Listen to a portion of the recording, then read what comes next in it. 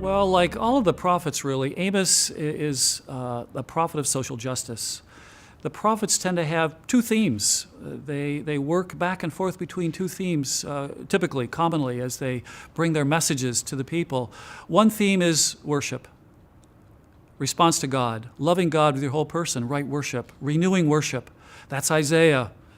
That's Amos.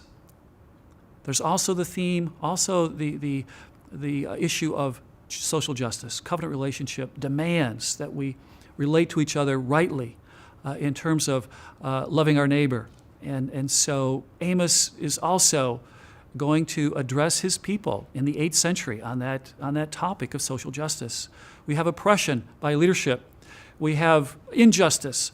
And we have people who are being, in a sense, sold for a pair of shoes, is what Jeremiah said, or what Amos says at one point. Sold for a pair of shoes. Well, what about that issue of social justice? It's part of a covenant relationship.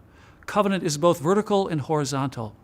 We relate to God in right worship, and because we worship rightly, we're going to respond to other people appropriately in covenant. That means we're not going to be oppressors. We're going to find ways to support and encourage. We're going to deal with the disadvantaged, the orphan, the widow, and the sojourner among you, as Isaiah, as Hosea, as Amos will speak of. And so that issue of social justice is part of the package, so to speak, for covenant relationship for the people of God.